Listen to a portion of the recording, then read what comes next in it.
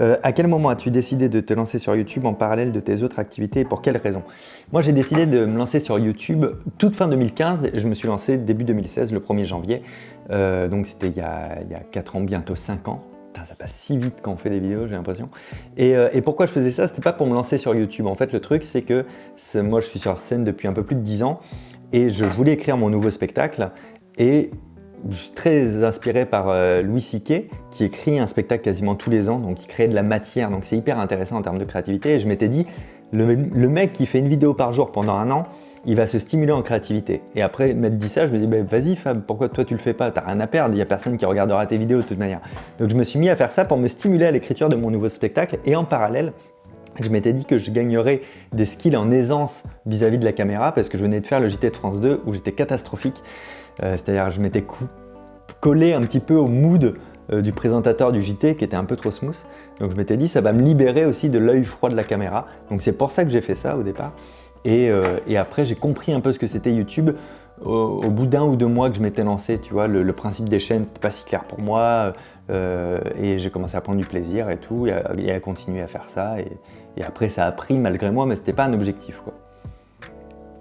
Comment a évolué la place que tu accordes à ta chaîne YouTube dans ton quotidien? Bah, ça a évolué au fur et à mesure. Déjà, le plaisir a fait que ça a évolué pour prendre beaucoup de place parce que j'avais même pas 1000 abonnés, que je me concentrais beaucoup dessus, mais parce que c'était vraiment cool de faire des vidéos où je pouvais discuter et tout. Et puis la deuxième étape, c'est quand la chaîne elle a grossi, j'ai passé les 100 000 abonnés en septembre 2016. Et en décembre 2016, on était à 250 000 et là je me suis dit, bah, il se passe quelque chose, donc vas-y, il faut faire le truc un peu bien. Donc là, ça a pris beaucoup de place, beaucoup trop de place vis-à-vis de mes capacités, de mes compétences. Et puis j'ai vraiment une vie pro à côté qui prend beaucoup de place et que j'ai jamais souhaité réduire en fait ce que je faisais à côté au bénéfice de la chaîne YouTube. Donc je fais toujours autant de choses qu'avant, que la chaîne soit lancée ou que la chaîne marche. Et en 2017, donc ouais, en 2017, c'est là où Loïc fait la première vidéo pour moi, il cadre, il la monte, tu l'as monté aussi je crois, hein, t'as tout fait, la colorimétrie et tout. Et je me dis, waouh, ça c'est stylé, ça fait prendre un gap à la chaîne. Et en plus de ça, ça me libère aussi du temps, clairement, entre quelqu'un qui sait monter, donc qui monte plus vite que toi et 1000 fois mieux, et toi qui ne sais pas monter et qui le fait quand même parce qu'on peut apprendre un minimum de choses sur le terrain, sur le tas, mais on perd quand même pas mal de temps. Donc, après, on va dire à partir de fin 2017, début 2018, c'est quand Loïc arrive sur la chaîne, donc ça fait 2 ans. Et là, ça a pris beaucoup de place dans ma vie parce que du coup, on s'est structuré différemment, travaillé à deux, etc. Ça a repris un peu plus de place encore. Si c'est possible, est-ce que tu aimerais exercer toute ta vie ce métier? Si oui, est-ce que tu devrais te contenter de ta chaîne YouTube et arrêter la scène, tes livres, etc. En vrai, on m'a déjà posé la question, soit pour YouTube, soit pour les spectacles, soit pour les livres. Moi, je m'épanouis dans la diversité. Ce qui me plaît, c'est de faire plein de choses en même temps. J'ai toujours fait plein de choses en même temps et ça continuera. Donc, si on me disait, est-ce que tu pourrais faire que ça, peu importe le ça dans ta vie, ma réponse est toujours non. Moi, je vais dépérir si je ne fais qu'un seul truc. Je vais avoir l'impression de tourner en rond et d'être dans une routine. Et puis surtout, l'un nourrit l'autre, quoi. C'est assez complémentaire en fait. Et est-ce que je me vois faire des vidéos toute ma vie? Honnêtement, je ne me vois rien faire toute ma vie. Je ne me vois pas forcément écrire des livres toute ma vie ou faire des spectacles sur scène toute ma vie ou faire des vidéos toute ma vie. J'en sais rien du tout. Peut-être que j'en ferai toute ma vie, mais j'en ferai moins ou j'en ferai différemment. Peut-être je ferai plus une longue vidéo d'1h30 de temps en temps. Je ne sais pas du tout. Il y a comment évolue le créateur, comment évoluent mes envies, comment évolue aussi le YouTube game et le mood et la consommation de vidéos, les autres possibilités de faire des choses créatives. En fait, il n'y a que le créatif qui me tient. Tu vois, la seule question c'est est-ce que je me vois faire des actes créatifs toute ma vie? La réponse est oui, peu importe la forme. Quels en sont les avantages et les défauts? Là, j'imagine que tu parles des vidéos. Les avantages d'une vidéo, et là je vais mettre comparativement à la scène. La scène, tu écris très longtemps un spectacle, tu t'entraînes très longtemps pour le faire, et ensuite tu vas le faire sur une période donnée. Et si les gens n'étaient pas là sur le spectacle ou sur la tournée, eh ben, ils ne sauront pas que c'était cool et que c'était chouette à vivre, etc. Il n'en reste rien après, c'est vraiment un truc éphémère. Donc c'est beaucoup de travail en amont pour quelque chose d'éphémère sur lequel il ne reste plus vraiment de choses après. Même si tu sors un DVD, c'est le vrai acte du spectacle vivant sur scène, il n'existe plus à ce moment-là. Donc c'est très long d'avoir une idée et de la mettre en place dans le domaine du spectacle. Quand j'ai commencé à toucher aux vidéos, ce que je trouvais génial, c'est que tu pouvais avoir une idée le lundi, passer ta semaine à l'écrire, la monter durant tout le week-end et que le lundi d'après, elle soit en ligne, disponible et pour toujours. C'est vraiment pas le même processus de création. Pour moi, c'est l'avantage majeur, c'est ça. Le défaut majeur, c'est que tu n'as pas les retours en direct des personnes, donc ça se vit un petit peu en décalé, même sur un live, c'est pas comme le spectacle quand même. Et puis, le défaut qui pourtant, je l'avais mis aussi dans les avantages, c'est que comme elle y est pour toujours, tu te dis elle sera toujours disponible et je l'ai fait, sauf que les plateformes reçoivent tellement de vidéos quotidiennement qu'elles s'enterrent quand même au fur et à mesure. Il y a des fois, j'aborde avec précaution des sujets que j'ai déjà abordés en 2016 sur la chaîne en me disant « Oh là là, on va me dire, t'as déjà parlé de ça, tu l'as déjà fait ». Mais en fait non, ces vidéos, personne ne les connaît. En fait, on pourrait presque, je suis sûr, ressortir le même catalogue de vidéos tous les 4 ans que les gens s'en rendraient pas tout à fait compte parce qu'ils ont pris la chaîne en cours de route, parce qu'ils ne se souviennent plus, parce qu'il y a trop de vidéos sur Internet. Donc ça, c'est un petit peu le défaut, c'est la surconsommation. Et en même temps, l'algorithme nous punit, entre guillemets, il nous invisibilise si on ne sort pas assez de vidéos ou si on fait des trop longues pauses. Donc ce qui serait bien, c'est d'atténuer ça, mais bon, ça c'est les fantasmes utopiques. Même, je pense à plein de trucs en même temps, mais même en termes d'écologie, ce serait bien qu'il y ait moins de vidéos qui soient produites, parce que ça prend de la place sur les serveurs et ça impacte en termes de CO2. Mais si on pouvait s'autoriser à faire moins de vidéos, les créateurs, mais que ce soit la même règle commune pour tous les créateurs, je crois que ce serait un truc bénéfique. Donc voilà, pour les avantages et les défauts. Je crois que j'ai fait toutes les questions. J'espère que ça t'ira et je t'embrasse. Ciao! Donc moi j'ai commencé les vidéos en 2013 en publiant 2 vidéos par semaine comme je le fais toujours actuellement, et à l'époque j'étais donc en études supérieures et je faisais ça le week-end ou pendant mes temps libres. Puis il y a 4-5 ans j'ai commencé à m'approcher tout doucement du palier des 100 000 abonnés, à faire un peu plus de vues, à gagner environ un SMIC avec mes vues YouTube. Donc là j'ai commencé à réfléchir un peu plus sérieusement puisque j'exerçais mon autre travail, enfin mon premier travail à côté couplé à YouTube, donc qui était décoratrice d'intérieur.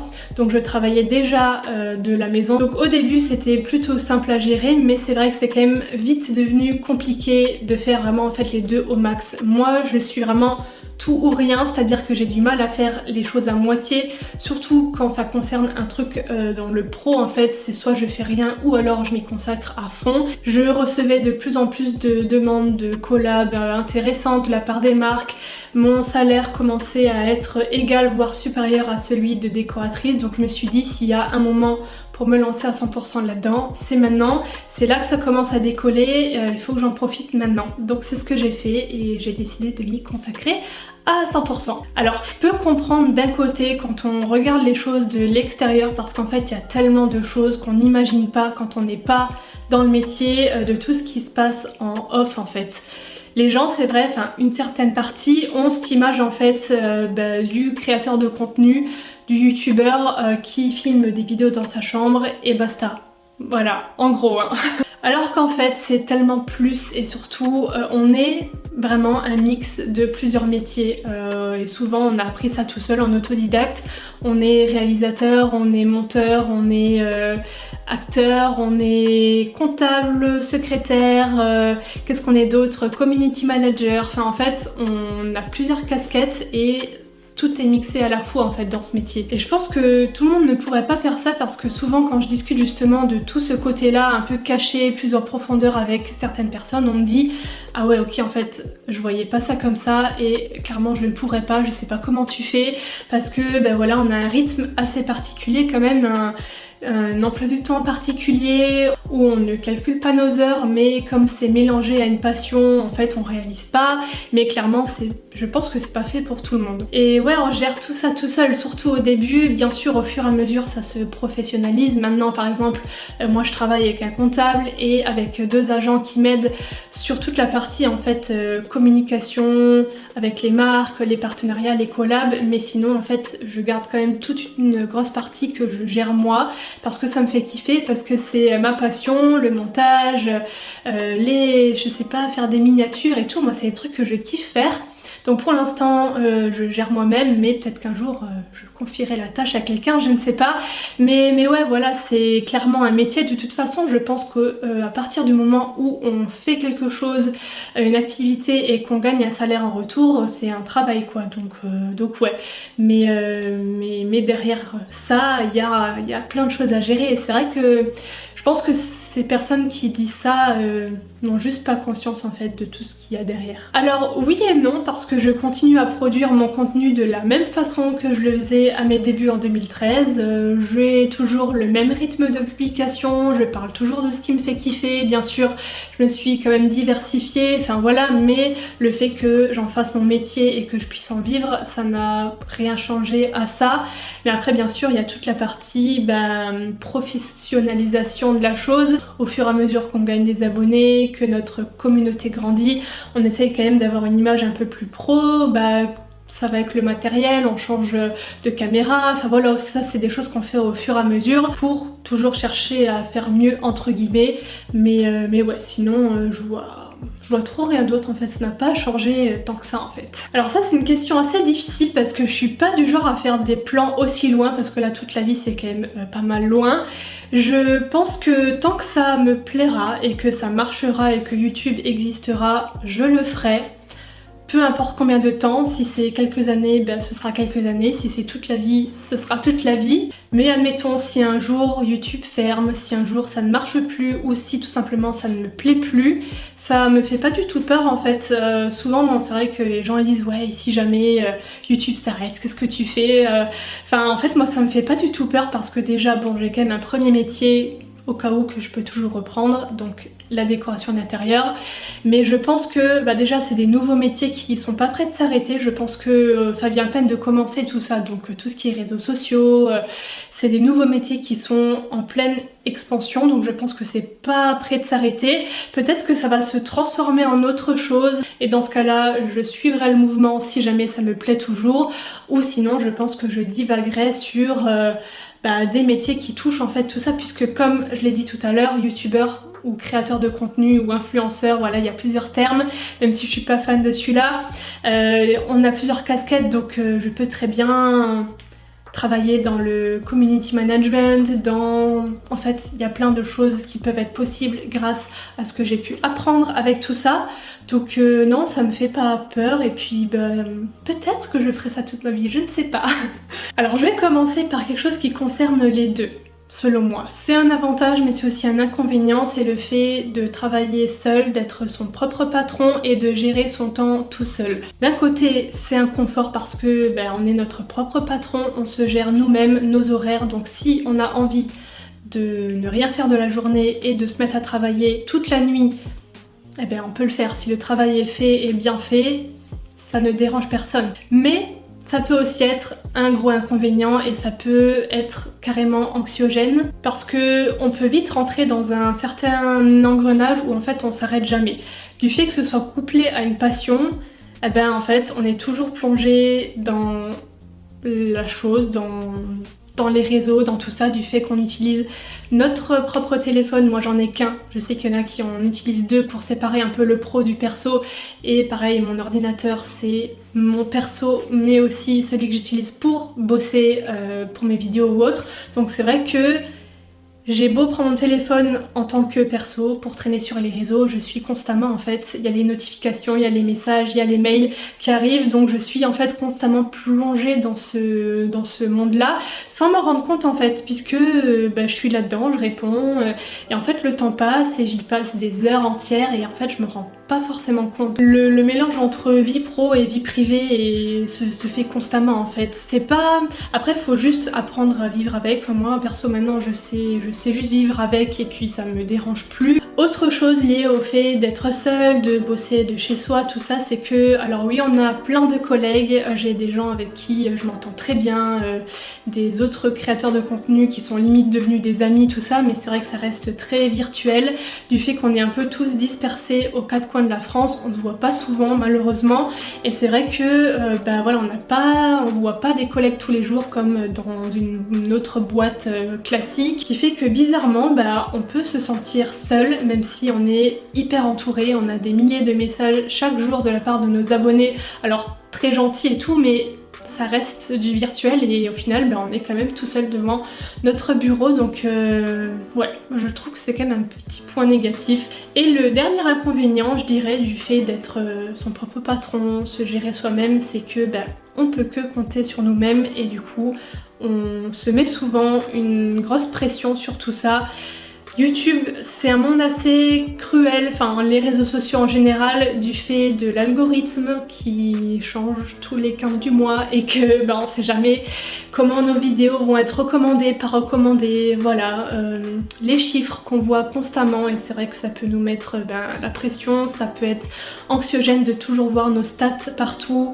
La concurrence, le fait de se comparer aux autres, voilà, tous ces paramètres-là, c'est pas très bon en fait, ça peut donner pas mal d'anxiété. Et maintenant pour parler des avantages quand même, le premier pour moi c'est que c'est hyper diversifié. Je pense ne jamais avoir fait 2 fois la même OP avec une marque, c'est toujours différent. Moi je fais du lifestyle donc ça peut toucher à la fois la déco, la beauté, la mode, enfin voilà, il y a plein de domaines différents et c'est vrai que c'est rarement, voire jamais 2 fois la même chose. Donc ça c'est vraiment cool, on voit plein de choses, on découvre plein de choses. Ce qui m'amène au deuxième avantage par rapport à tout ça, c'est les rencontres, les choses que j'ai pu découvrir, apprendre. Ouais, il y a des personnes qui sont devenues des amis dans ce monde-là, à qui je parle très souvent, que j'aurais jamais forcément rencontré sans se parler via les réseaux. C'est vraiment très cool en fait et ouais, j'ai appris beaucoup de choses par rapport à ça puisque comme on touche un peu à tout, ça permet de se former, d'apprendre plein de choses. Ça c'est évident mais bon, il faut quand même que je le dise, le partage avec ses abonnés, sa communauté. Les gens sont là pour regarder tes vidéos, tes photos ou peu importe, il y a de l'interaction, tu proposes du contenu pour les divertir, on te répond, enfin voilà, on échange, on partage, on rigole, enfin vraiment je trouve ça hyper cool. Et puis ce qui est encore plus cool c'est quand on rencontre les abonnés en vrai quoi, dans la rue, souvent c'est par hasard et moi ça me fait toujours un peu bizarre parce que eux me connaissent forcément mais moi je les connais pas et je me dis toujours mais pourquoi, enfin je suis pas Beyoncé mais enfin, je sais pas, c'est drôle quoi, mais c'est trop bien, c'est trop cool, donc ça fait partie clairement des avantages. Et le dernier point je dirais c'est qu'on est carrément libre de tout en fait, ouais, de se gérer, de nos horaires, de décider si oui ou non on est ok de faire ce partenariat avec une marque, on décide. Ouais, on est très libre dans ce travail, dans tout, donc c'est plutôt cool aussi. Alors première question, à quel moment as-tu pris conscience que tu pouvais vivre de YouTube et tu as décidé de t'y consacrer entièrement? Comment cette décision a-t-elle été reçue autour de toi? Je me suis dit que je pouvais vivre de YouTube. Quand je dis YouTube, c'est YouTube et Insta, enfin c'est les réseaux en fait de manière générale, parce que moi c'est surtout sur Instagram le réseau sur lequel je gagne ma vie. C'est le jour où j'ai commencé à me faire un SMIC. Là je me suis dit ok, YOLO, ça veut dire que tu peux en vivre. Comme je disais, c'est pas vraiment YouTube moi qui me fait gagner de l'argent. YouTube, les vues YouTube, c'est entre, dans les mois normaux on va dire, entre 700 et 1000 euros. Par exemple, au mois d'avril, le mois du confinement, là en 2020, j'ai gagné 70 € sur YouTube parce que la monétisation elle est tombée direct. Mais dans les mois classiques, c'est entre 700 et 1000 € à peu près. Et donc à cela se rajoutent les collaborations sur Insta qui me permettent de vivre quoi. Et donc la question était, parce que moi je m'emballe,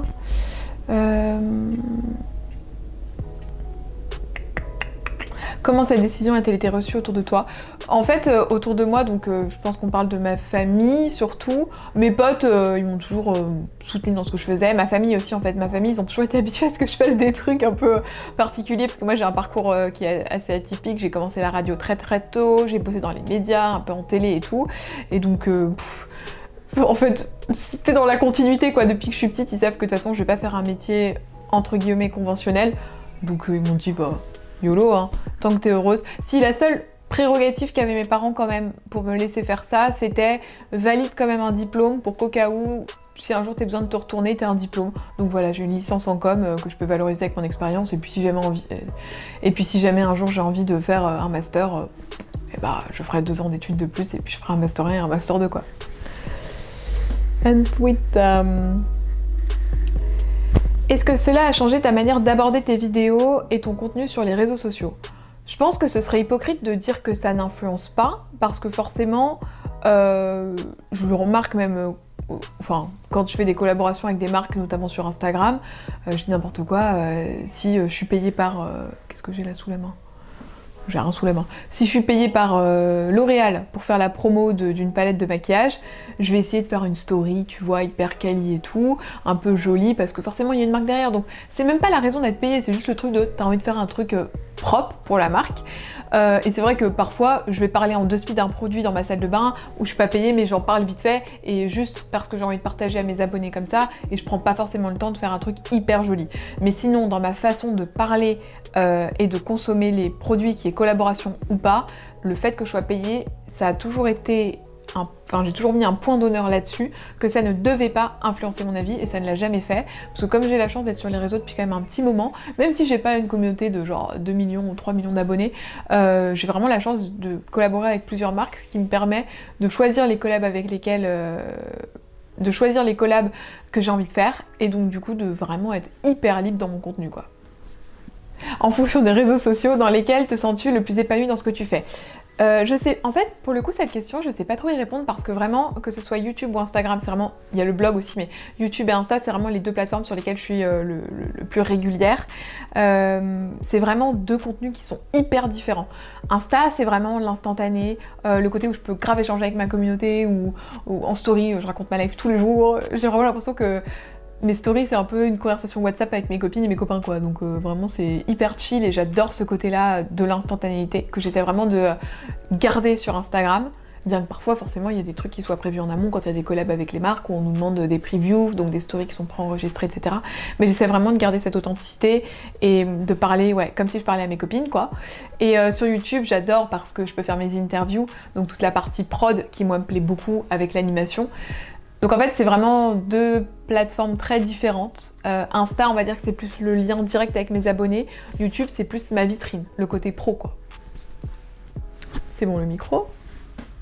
Si cela est possible, est-ce que tu aimerais exercer toute ta vie ce métier?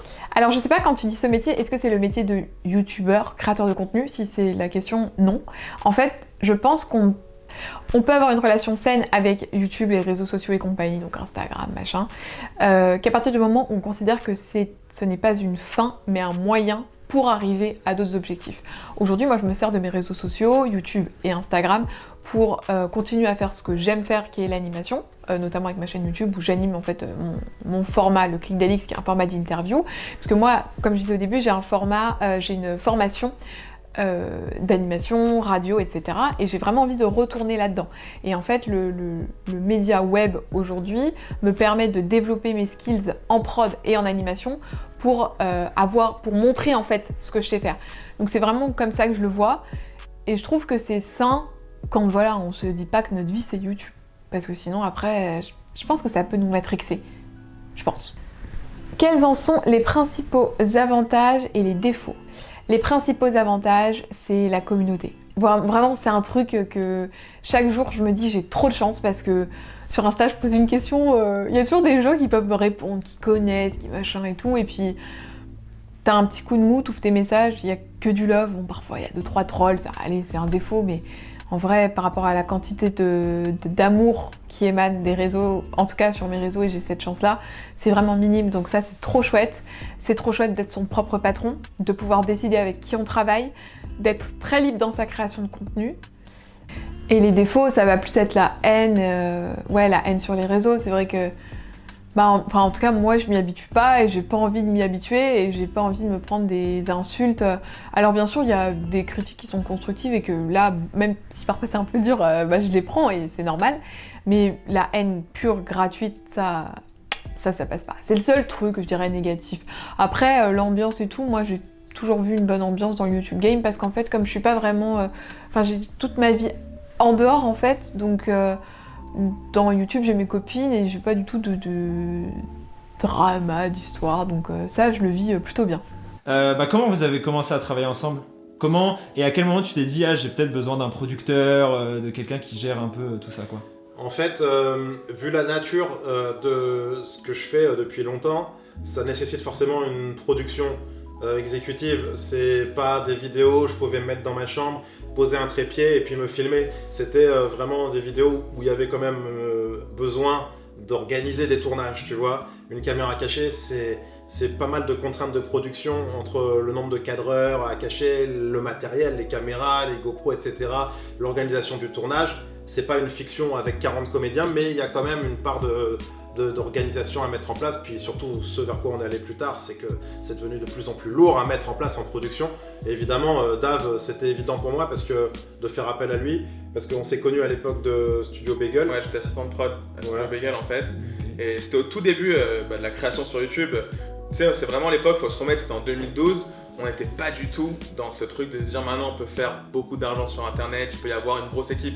À la base, la promesse c'était on va prendre des talents, les sortir de leur chambre et leur mettre une production pour qu'ils puissent s'exprimer un peu différemment. Donc c'était vraiment au tout début et c'est là comme ça que moi en fait à la base je regardais même pas, je connaissais même pas qu'il y avait de la création sur internet. Et je pensais même que c'était moi je pensais que c'était très amateur. Ouais voilà exactement, tu sais quand t'es en école de cinéma, surtout en 2012, aujourd'hui je pense que ça a changé et heureusement tant mieux, ça s'est un peu ouvert et c'est bien. Mais à l'époque tu sais on connaissait que Norman et Cyprien et pour moi c'était juste des mecs. Bagel c'était la première fois que les youtubeurs se professionnalisaient vraiment. Ouais, voilà. C'est-à-dire qu'il y avait, pour le coup, Studio Bagel, il y avait une vraie production, on avait un local, nous on était employés en tant qu'intermittent, on était payés avec des feuilles de paye de comédiens et c'était la première fois qu'on avait ça. Avant, on faisait tous des vidéos de notre côté, on gagnait de l'argent grâce aux vues. Dailymotion, il n'y avait même pas ça, c'était après les balbutiements sur YouTube. Il a commencé à avoir les AdSense, mais sinon on n'avait pas de feuille de paye, on avait rien. Et Studio Bagel a dit bon bah voilà, vous serez embauché en tant que comédien et auteur. C'est que lorsque vous écrivez, vous êtes payé en auteur, et lorsque vous jouez, vous êtes payé en tant que comédien. Donc là, ça s'est professionnalisé à ce moment-là. Et David faisait partie du coup de toute cette équipe de prod. Mais c'était encore quand même assez rudimentaire. C'est-à-dire qu'en gros, aujourd'hui, il y a vraiment des grands groupes qui font ça. À la base, on n'était que 4-5, vraiment, je parle à plein temps, vraiment dans l'opérationnel. Après, tu avais Black Dynamite et la IDZ, etc. Mais à la base, il y avait Ludoc qui était réal, il y avait Quentin Eden qui était monteur, Paul Esteves qui était à la prod et moi je l'assistais. Il y avait des salles de montage dans le local, il y avait vraiment. Et puis après c'était des freelances, mais il y avait des gens à temps plein et tout, donc c'était vraiment devenu, c'était une sorte de chaîne de télé. Moi à la base, tu sais, on me l'avait vendu, on m'avait dit, ce à quoi tu vas participer, c'est un truc qui va un peu changer la donne sur internet et le but c'est de créer le Friends d'internet. Voilà, c'est pour ça que c'était bien prétentieux. Ouais. Et on n'a pas trop réussi. Non mais quand on dit Friends, c'était en fait, ils avaient loué une maison. C'était dans le 5e, donc en plein Paris, et le but c'était que ce soit un lieu de tournage et un lieu de vie en même temps. Et du coup, qu'on voit un peu aussi les coulisses, etc. Le truc Friends, je pense pas que c'est la qualité des Non, je vois, bien sûr, c'est les potes et tout, voilà, et on vient ensemble un peu. On avait fait des lives de 24 heures et tout, c'était cool. Et à l'époque, c'était ultra novateur de faire des lives. Je me rappelle, il y avait une société qui était venue pour installer pendant 48 heures des câbles et tout. Ils disaient c'est la nouvelle technologie. De faire des lives c'était en 2013. Surtout avec les caméras, quoi, sinon c'était des lives à la webcam à l'arrache, quoi. Ouais, c'est ça. Ouais, c'est ça. Non, là c'était vraiment, c'était cool, c'était une époque sympa. Et du coup, en fait, on était un peu en frontal avec la télé, parce que c'était une nouvelle forme de télé, quoi, en fait. Ouais, tu trouves? Et il y a Canal qui est arrivé, non? Ouais, et justement, Canal, après, en saison 2, a racheté Studio Bagel. Une grosse somme, je crois. Ouais, je sais pas si c'est à laquelle nous n'avons pas. 9 millions. Donc c'est genre. Non, mais en vrai, on peut chercher. Non, mais on peut le dire, on n'a pas perçu le moins de centimes là-dessus, mais c'est vrai que ça s'est fait. Nous, on n'avait pas d'action. On était comédiens, auteurs, et on n'avait pas d'action dans cette société. Voilà. Ça, donc, l'erreur stratégique. Donc voilà, et on n'était pas assez armés à l'époque. Face à tout ça, on n'était pas dans un truc de business, tu vois, c'était la spontanéité du web, c'était ça finalement, peut-être que c'était aussi pour ça qu'on n'avait pas eu ce genre de réflexe, mais on était des gens qui sont issus de nos propres vidéos, notre propre contenu, tout ce qu'on voulait, c'était faire des bonnes vidéos qui faisaient marrer les gens et tout, donc tu vois. Mais donc ça a été revendu une certaine somme à Canal+, et puis derrière, c'est devenu un peu une boîte de prod à 100%. En fait, la revente, c'est vrai que ça a un peu perdu ce côté collectif parce que, c'est pas que ça d'ailleurs, chacun est reparti un peu de son côté pour refaire ses projets. Mister V, qu'il a fait ses trucs, Kemar pareil. Ouais, c'est devenu. Jérôme Niel, c'est devenu un peu la figure de pro de Canal Plus aussi. Monsieur Poulpe aussi d'ailleurs. Voilà, chacun fait ses trucs. Chacun a fait ses trucs, puis comme c'était un collectif qui n'avait pas été vraiment créé de manière naturelle non plus, hein, c'était des gens qui s'entendaient bien quand même. C'était une sélection quoi. Des gens qui se connaissaient un peu tous, mais. Quoi C'était les Avengers de YouTube. Moi je trouvais c'est l'équipe de France de YouTube. Mais ils prennent un peu ceux qui buzzaient à l'époque. C'est vrai. Mais c'est incroyable quand tu vois le nombre de youtubeurs qu'il y a aujourd'hui. Mais nous, à l'époque, c'est vrai que on était un peu les plus visibles, quoi. Mais aujourd'hui, il y a tellement de... C'est pas du tout la même ère, quoi. C'est vrai que si tu reviens sur Studio Bagel aujourd'hui, on est content d'avoir connu personnes. ça. Non, mais c'est bien d'avoir connu ça. Et puis d'essayer... Le plus dur pour nous aujourd'hui, c'est d'essayer de traverser un peu, entre guillemets, on dirait des dinosaures, mais c'est un peu de traverser les époques et se dire, malgré les nouvelles générations et tout, c'est de continuer à être là et d'essayer de faire du contenu qui plaît. C'est vrai que moi, à l'époque, quand c'était sorti, il y avait eu un article du Parisien, je me rappelle, j'ai encore la photo d'ailleurs, j'avais pris en photo, c'était en octobre 2012, genre la création d'un collectif sur internet va peut-être changer la donne sur le digital. Et à l'époque, on était grave fiers quand même, les médias mainstream s'intéressent, on se disait ok, il peut se passer un truc, tu vois. C'est marrant parce que, attends, juste Adam a posé juste une question, c'est comment on s'est rencontrés. Non mais on dirait qu'on est trop chaud, ça fait 2 semaines qu'on a envie de parler. C'est ça, je crois que ça va faire 30 minutes. Désolé, on va passer. Bien sûr, mais moi ça me fait penser, pareil, donc j'étais plutôt viewer, mais je commençais à créer à l'époque, mais pour le coup c'était vraiment avec ma T'avais quel âge du coup? J'avais 11 ans quand j'ai lancé ma chaîne. 11 ans ouais, en 2012. C'est fou ça de se dire, il y a des mecs de 11 ans qui lancent des chaînes YouTube. Ouais. C'est ça qui est... Et à l'époque, pareil, je voyais le studio, j'ai vu du coup la création du studio Bagel, j'étais en mode ouais, c'est incroyable parce que toi je te suivais déjà du coup sur ta chaîne, pareil pour les autres. Ouais.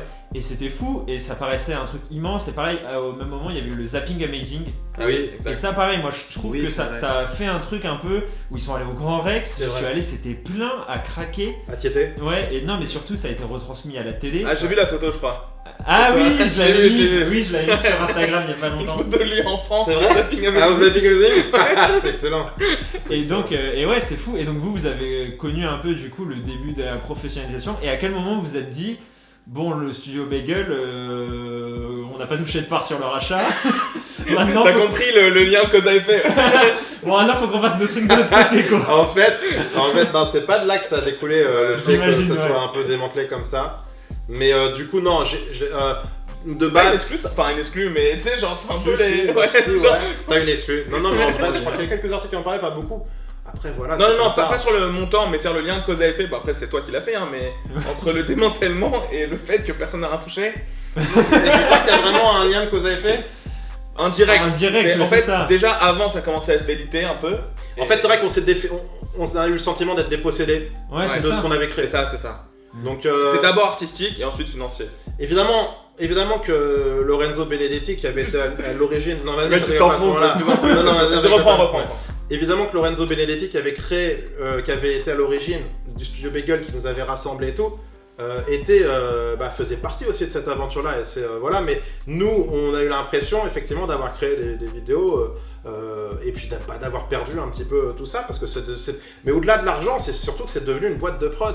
Donc on se disait donc il n'y a plus de collectif, c'est Studio Bagel Production et ça produit pour des chaînes de télé ou pour autre chose, mais du coup voilà, on a eu ce sentiment un peu de personne et le côté collectif a disparu au fur et à mesure. Ça s'est fait tellement comme ça, tu vois, genre on a fait le dézapping sur Canal+.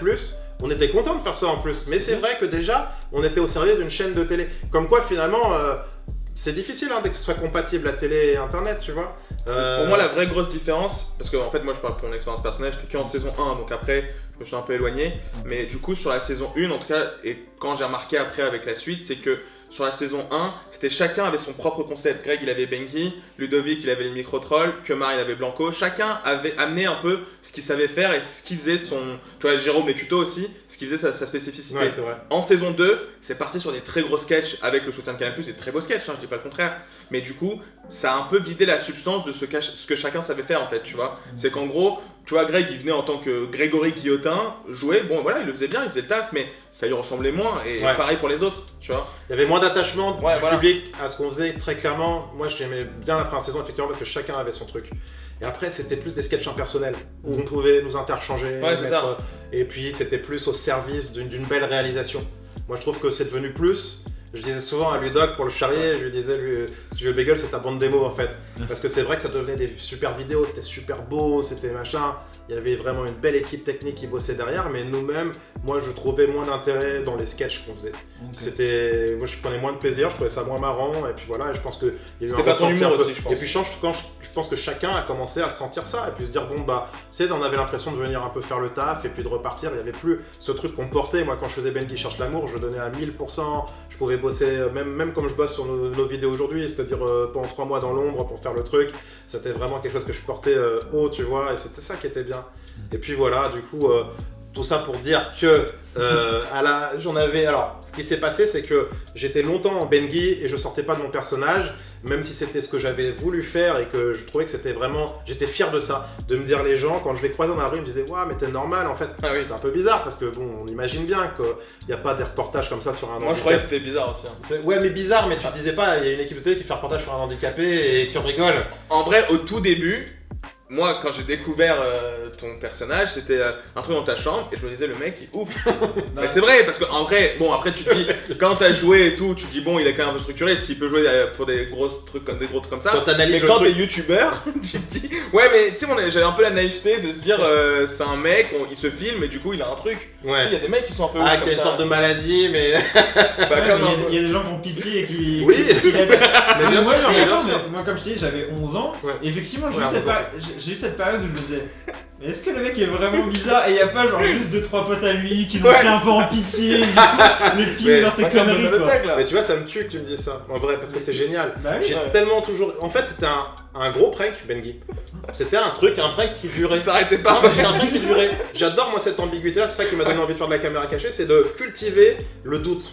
De se dire putain, attends, mais est-ce que le mec, tu vois, quand je piège des gens qui sont en face de moi, qui se disent est-ce que ce mec est sérieux ou il se fout vraiment de ma gueule ou alors il a vraiment un problème mental. Et là, sauf que Benguy, bah, c'était à l'échelle beaucoup plus large, je suis allé faire une demande carrière, je restais dans mon personnage et au final, c'était tellement de travail et tellement c'était endurant pour moi de faire ça tout seul parce que je portais un peu tout à bout de bras sur ce projet. J'avais des gens qui venaient me filmer dans des conditions très compliquées pour piéger des gens. On était tout seuls, on avait du matos qui venait de Chine, qui était vraiment pas fiable, des lunettes qui duraient même pas une demi-heure. Tout était nul, tu vois, dans la manière de faire la production et tout. J'étais très frustré de ça, on perdait beaucoup d'images. Et puis Benguy, c'était assez éprouvant parce que je devais tout mettre sur pied tout seul. J'étais vraiment tout seul dans mon coin, à part avec Studio Bagel. Et en plus de ça, je sentais qu'il y avait ce truc clivant qui était un peu frustrant. Où je disais, il y a des gens qui adorent Benguy et il y a des gens qui aiment pas du tout. Et même si j'avais envie de continuer ce perso, j'ai jamais eu à la base l'idée d'arrêter par contre. Ouais. T'as vu, même quand on a créé les autres trucs, je disais Ouais. bon, je fais Benguy en parallèle. J'ai Ouais, jamais c'est eu vrai. l'idée d'arrêter. Il n'y a pas Mais eu de avant et après. C'est juste après une question de temps. Ouais. Mais sinon, j'avais envie de continuer. Mais je me suis dit bon, je voyais les trucs qui émergeaient aux Il y avait ce dilemme États-Unis. aussi. Le fait de se dire est-ce que tu vas. Parce qu'en fait, à partir du moment où il allait jouer en autre chose que Benguy, bah c'était fini. Il n'y avait Oui. plus cette ambiguïté. Et c'est vrai que moi à Ah, l'époque, je c'était- disais t'es sûr vraiment que tu veux te lancer dans autre Toi, chose. tu me poussais même pas à ça. En fait, moi j'avais comme exemple Borat, évidemment, Sacha Baron Cohen, tu vois, qui gardait son perso, Ah ouais. même s'il en avait plusieurs, mais c'était ça. Je me disais, regarde lui comment c'est fort. Il garde, quand il fait Bruno, il le garde pendant toute la C'est vrai. durée. Quand il fait Borat, il garde toute la durée. Et là, toi, tu vas perdre ça, tu vas devenir un comédien parmi d'autres. Andy tu vois. Kaufman aussi, on peut prendre en exemple, Ouais. c'est des références, tu vois, sans avoir la prétention d'avoir fait ce qu'ils ont fait, mais c'est juste, je me disais, c'est génial, tu vois, de faire croire ça. Je me souviens sur les réseaux sociaux, tu t'agissais comme tel aussi. Ouais. Tu- Sur les réseaux sociaux, c'est c'est ça qui des m'a problèmes, fait Il y a c'est des ça qui m'a tweets. fait douter. Bien sûr, il y a des tweets sur les réseaux Ça crée sociaux des soucis, ça. que les gens comprendraient pas si je les mettais aujourd'hui. Tu sais que ça m'a créé du tort. Ouais. On peut raconter l'anecdote, c'est-à-dire que Ça, je sais pas si on à l'époque c'était le compte de Benguy. Je l'ai renommé en Greg Guillotin. Il a. Mais du coup, quand c'était Benguy, que les gens ils connaissaient Benguy, personne ne voyait de problème à ça parce que c'était Benguy qui parlait. Il y avait des trucs, c'était chaud, Je sais, c'était j'ai too vu- much. Voilà. j'ai vu Et faire ça ça. passait en Benguy. Et du coup, maintenant tu vois Greg Guillotin, Ouais, qui a fait ça. Il y a- Genre les Arabes, je sais pas quoi. Ouais. Donc, c'est cata, tu vois. Donc c'est compliqué d'expliquer, oui, mais il y a 10 ans. tu sais, il y a un Peut-être juste perso. voir un mec fou. Ouais, demandez C'est aux encore gens, pire. ils ont connu ça à l'époque et tout. Non, mais voilà, du coup, c'est très drôle pour l'anecdote. Et du coup, tout ça m'a amené à me dire, ok, côté clivant, côté épuisant de faire ça tout seul, je voyais les pranks qui débarquaient aux États-Unis, mais vraiment ce qu'on appelle les pranks classiques. C'est-à-dire, je voulais pas tomber dans la facilité, mais il y en a quand même qui me faisaient marrer. Je voyais les shampoos pranks, des trucs comme ça. Je me disais, tiens, ça c'est marrant. Je me disais, est-ce que ça me ferait pas un peu de vacances à côté quand je veux juste aller m'amuser, pas prendre mon dauphin, mon bonnet, toute l'artillerie, aller dans des endroits où ça pourrait bien se passer. Il ou n'y en avait machin. pas en France aussi, c'est Il n'y ça en avait pas aussi, en c'est France. ça, Et on je me pourrait disais peut-être que adapter. je pourrais alterner les deux. Et à ce moment-là, on va faire du prank et en même temps on fera Benguy. Et j'ai proposé à Dave, je lui ai dit tiens regarde t'as vu ça cartonne aux États-Unis, viens on essaie de le faire d'une autre façon en France en gardant le côté un peu l'ADN des caméras cachées françaises. Moi j'ai grandi avec ça, Jean-Yves l'a fait, surprise et tout à l'époque. Déjà j'étais passionné de caméras cachées et toujours j'ai eu ce truc français un peu dans le sens, quand je dis français c'est très dialogué. Moi j'aime bien quand c'est bavard et tout ça. Et je disais à Dave, peut-être qu'on peut trouver un peu un mix, faire de temps en temps des caméras cachées plus bavardes de face à face, où on piège des gens sur la durée, mais en même temps avoir aussi des pranks plus faciles, qu'on alimente une chaîne. Au début, c'était même que des pranks, parce que c'est à partir, on en parlait hier, mais c'était à partir d'un certain moment. Ouais. C'est-à-dire qu'au début, c'était que des petits pranks, et c'est avec le temps qu'on s'est dit, on peut se servir de ce qu'on sait faire, c'est-à-dire l'écriture, le jeu, pour allier la fiction avec... Mais c'est des petits pranks parce qu'il fallait faire aussi décoller la chaîne, on repartait de zéro. C'est compliqué pour moi quand tu te débarres d'une base. Alors moi à l'époque je devais avoir 250 000, ça paraît pas... c'est beaucoup quand même, mais à l'époque c'était... Non mais à l'époque c'était énorme, tu vois. Et c'est beaucoup d'abonnés quand même. Et puis il y avait Studio Bagel et tout ça qui avait déjà 2 millions d'abonnés. Et donc là la sensation de repartir de zéro, je me suis dit bon bah vas-y on va refaire une chaîne, mais bon faut la faire décoller avec des pranks un peu type Escalator, plus viral quoi, on va dire plus prank comme on dit type Escalator, mais à l'époque c'était un truc inédit pour nous. Enfin, oui, mais c'était tellement simple à faire par rapport à Benguy. Franchement ça n'avait rien à voir en termes de temps, de jeu, d'écriture, il n'y en a même pas de l'écriture, t'as l'idée et tu le fais, en fait c'était beaucoup plus simple. On fait cette chaîne et à la limite on remettra Benguy sur cette chaîne un an plus tard. Je disais on laisse passer un an et puis on remettra Benguy dessus et comme ça on fera la chaîne de Greg Guillotin et plus la chaîne de Benguy qui était vachement trop, comment dire, dans enfermante, c'était trop enfermant. Je me disais moi j'ai envie d'être comédien, alors c'était super Benguy d'avoir entretenu l'ambiguïté, d'avoir fait un truc inédit, mais je me disais bon bah sinon ça me fera jamais avancer, j'avais quand même 30 ans, enfin je sais plus à peu près, et donc on s'est dit bon vas-y on passe la vitesse supérieure et puis on s'est mis, donc on s'est associés, j'ai dit à Dave est-ce que ça te dit, on crée cette chaîne, au début ça devait être un mi-temps pour toi. Ouais, à la base, en fait il s'est pas... Ouais, à la base Dave il faisait des courts-métrages. Et il voulait faire ses films et tout, et puis il vient d'une formation audiovisuelle, l'ESRA. Ouais, c'est ça, j'ai fait un master production audiovisuelle. Et après, en fait, j'ai fait 1 an à Bagel, on a fait 70 sketchs, j'avais l'impression d'avoir fait un peu le tour d'un... Enfin, d'un tour internet, c'est tellement prétentieux. Le tour... Non, le tour internet. Moi je connais Attends, ouais, c'est genre, ça je peux garder ça. Non, le tour de la question du studio Bagel, etc. Et de toute façon, il n'y avait pas de perspective d'évolution, on m'avait bien fait comprendre. Et du coup, je me suis dit, je vais créer ma société de production et on verra. Donc j'ai fait on était en contact avec Greg, mais on travaillait plus vraiment ensemble, tu vois, pendant 1 an. Et après, donc j'ai fait 2 courts-métrages de mon côté. Après, il m'a dit, ça te dit de faire une chaîne. Je dis, ok, moi j'ai d'autres projets à côté, je peux voir un peu. Et au final, ça a bien pris. Et en fait, c'était la 2e vidéo, hein, l'escalator. Ouais, c'est vrai. En fait, ça a vraiment pris. C'est la 2e qu'on a postée. Mais ce que je voulais dire, c'est qu'au début, c'était du mi-temps. Ouais. Personne, ni même moi qui avait l'habitude des caméras cachées, ne réalisait à quel point ça allait nous prendre du temps. Ouais, bien sûr. Ça a été une usine à gaz. Ouais, bien sûr. Même les trucs qui paraissent simples aujourd'hui, de ce qu'on a fait il y a 5 ans, enfin, il fallait tout le temps... Escalator, on voulait pranker sur un après-midi, on a fait 5 après-midi. Non mais c'est con, mais et à chaque fois, moi je suis très perfectionniste. De toute façon, on le voit si tu veux revoir les images, des fois il y a les cheveux longs, les cheveux courts et tout, parce que c'est 5 après, mais comme c'était bénévole et que chacun avait ses activités à côté, je crois que ça s'est allé sur 7 mois. Mais tu te souviens quand avec John de Mayo, qui est notre pote, qui faisait l'escalator avec moi, tu te rappelles quand vous me disiez mais arrête et tout Greg, on a assez d'images. Je fais non, on n'a pas assez d'images, il nous faut... Tu vois, le perfectionniste, c'est ce qui m'a créé du tort après par la suite quand on a fait un peu n'importe quoi, mais du coup c'est vrai que ce truc là, de vouloir toujours avoir une autre séquence, et je dis non là il manque un truc de drôlerie, c'est presque bon les gars, mais je suis sûr on peut avoir un mec qui s'énerve encore plus, on peut avoir un truc comme ça, et du coup on partait une après-midi, puis une autre, ça s'arrêtait jamais. Au final, on a tourné des heures et des heures le prank Escalator. Et je cite celui-là, mais il y en a plein d'autres. Mais c'est aussi ce qui a fait le succès de la vidéo, parce qu'on était tellement exigeants dans la réaction. Chaque réaction, elle était vraiment millimétrée, parce qu'on en avait, franchement, je crois que dans la vidéo, il doit en avoir peut-être 15, mais on avait au moins 100 mecs qu'on avait piégés, ou même peut-être plus. Sur cette vidéo, c'était n'importe quoi. Ouais, 100 mecs à peu près, ouais. Mais en fait, on était trop exigeants, c'est-à-dire que si c'était juste un regard comme ça, on n'en voulait pas, on voulait vraiment... Et du coup, à la fin, c'est trop bien, parce qu'on avait vraiment toutes les réactions, c'était comme on voulait, tu vois. On a tellement piégé de gens que... Et puis après, pareil, sur le porno en amphi, on avait fait plein de caméras cachées qui demandaient grave du temps. On n'imagine pas, hein. Mais rien que mettre en place un prank dans un amphithéâtre, dans une bibliothèque, ou un truc comme ça, même ça c'est long, il faut les repérer. Il y a beaucoup de jours de repérage avant pour savoir, et après les jours de tournage, et beaucoup d'échecs, beaucoup d'échecs quoi. Et on s'est rendu compte de ça, et au final Dave et moi on s'est retrouvés à plein temps là-dedans. On bossait à la cantine de Canal+, on n'avait même pas de bureau. On était mythique là-bas. Ouais, on était devenus mythiques. Il y avait les grands pontes de Canal qui passaient avec un plateau et qui disaient Antoine Decaune à chaque fois. Ouais, il s'éclatait à nous voir là. C'est ouf. Mais vraiment on passait la journée à la cantine, parce qu'on n'avait pas de bureau en fait. Même les gens ils devaient se dire mais ils font quoi? passe du temps à manger. Là. Ouais, c'est ça. Ouais. Parce qu'en plus, on n'avait pas de programme sur Canal+. Donc, Ouais, c'est le squatter. Ouais, ça faisait vraiment squatter. Et personne n'a appelé la sécurité. Mais non, parce qu'on avait un non, on avait un badge. On avait un match, parce que la chaîne était financée par Canal+. Et c'était une enveloppe qu'ils nous avaient donnée Ouais. pour pouvoir faire. Mais on n'avait pas de bureau. Pour pouvoir faire des vidéos là. C'était pas une enveloppe énorme, mais c'était pas mal pour qu'on puisse faire nos premières vidéos. Ah, c'est Donc, ça, en fait, ça que j'allais demander. C'est voilà. comment vous avez réussi justement parce que vous me dites que c'était à mi-temps, que c'était bénévole, mais il y avait quand même du budget. Non, il y avait un petit budget qu'on allait chercher C'était en 2 temps. C'était en 2 temps. On allait- Quand je dis que c'était bénévole, parce qu'en fait, pendant 1 an, on a travaillé dans l'ombre de façon bénévole. Et sur 1 an, je te dis, on a fait 10 vidéos. Tu vois, c'est 13, pas énorme. 13 ouais, vidéos ouais, dans 13. l'ombre, sans Enfin, avoir de quand signature. je dis on, en plus, on a fait une bonne partie seule. Et après, l'escalator, je me suis rajouté. voilà, l'escalator faisait partie de ce lot là, tu sais, Ouais. je me dis Ouais. avec amertume, tu Et sais. en fait, on est allé voir Canal+, on a dit voilà, on a fait 13 vidéos. Voilà, ce sera un peu ça la chaîne, ce serait ça un peu la couleur de la chaîne. On vous donne ces 13 vidéos, Regardez-les. on s'en fout. Ouais. On fait partie du pack. Nous, on veut faire le max de vidéos pour que la chaîne décolle. Ouais. Et donc, les 13, on les a presque pas fait financer. Et après, Voilà, on a dit est-ce qu'on l'essence peut... du business, le nez. Ouais. Et après, on leur a dit est-ce qu'on peut avoir une enveloppe pour l'année pour faire la suite. Et Ok. du coup, ils étaient chauds. Mais caméra cachée, c'était pas vraiment leur Ouais, truc. Mais bon, c'est ils pas- nous ont donné une petite enveloppe en mode Greg, c'est quand même Amusez-vous, un quoi. membre historique de Studio Bagel. Donc, voilà. Mais c'est Studio Bagel qui a produit cette chaîne. Il faut le dire quand même. Ouais. On n'aurait pas pu la lancer s'ils n'avaient pas donné Ils nous ont une fait enveloppe de confiance, départ. c'était cool. Voilà. Ouais, grave. Donc, c'est aussi grâce à eux. Mais comme quoi, tu vois, les mentalités ont grave changé parce qu'à l'époque, ça nous semblait pour nous infaisable si on n'était pas aidé par une plus grosse structure, voilà, de la télé, etc.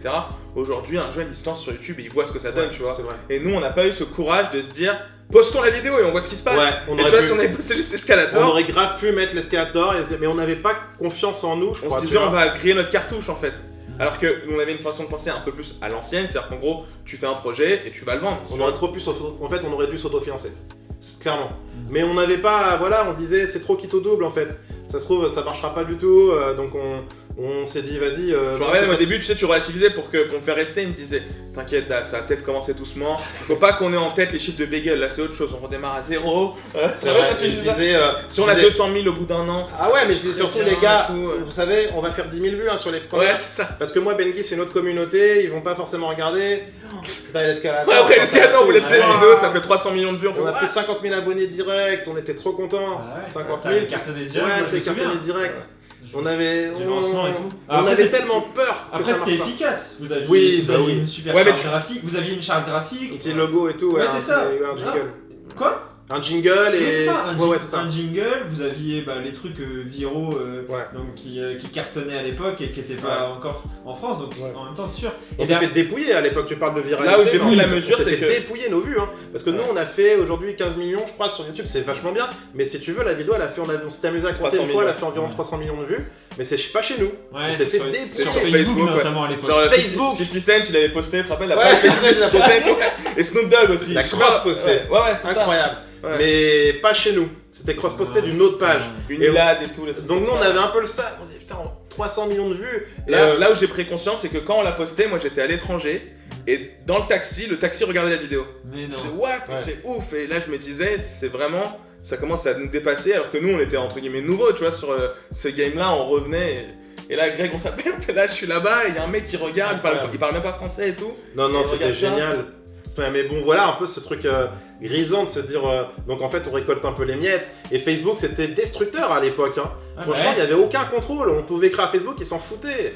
Et on pouvait envoyer 15 mails. Moi, j'envoyais 15 mails. Ça le rendait fou. Bah, bien sûr, ça me Mark rendait fou. Zuckerberg, il a des Mais millions tu de vois- mails de Mais Greg bien dans sûr, son boîte mais mail. t'imagines, tu vois ton compteur de vues, il a 5 millions, tu vois un connard que je connais de nulle part, il a 30 millions de vues. Ouais. Lui, il grimpe et tout, tranquille. Et du coup, j'étais énervé. Tous les jours, je me levais le matin. C'est moi sur la vidéo. Et Les selfies à côté de l'écran et tout. non, Genre, mais regardez tu là. te rends compte si les 300 millions de vues étaient chez nous, juste on Ah a ouais, fait la putain. première chaîne française à Ah décoller comme ça à l'étranger. Ouais. Et après, À part Rémi Gaillard, je pense qu'il n'y a pas eu de Ouais. buzz international comme ça parce qu'il y a la barrière de la langue et cette vidéo-là, je sais pas pourquoi. Enfin, si, parce que c'était innovant, Ah, c'était- ouais, c'était muet au aussi. moment, ouais, ouais, C'était Oui, muet. c'est ça. bien sûr, et ça a cartonné. on aurait pu continuer dans cette lignée, puis après on a voulu se refranciser, on est reparti vers des trucs bavards. C'est juste aussi parce qu'on c'était pas notre ADN Ouais. et je pense qu'on voulait pas tirer sur la corde, on n'avait pas d'autres idées, celle-ci il l'avait eu comme ça Quand tu vois ce que les gens On va font pas essayer sur de YouTube reproduire le aujourd'hui, truc. quand tu vois ce que les gens font sur YouTube aujourd'hui, quand il y a un truc qui marche, ils en font 5, 6, 10, 20, Ouais. vraiment. Et nous, on se tâtait, on se disait, est-ce qu'on en fait un numéro 2, un numéro 3? Puis toi, tu me disais, non, c'est pas nous et tout.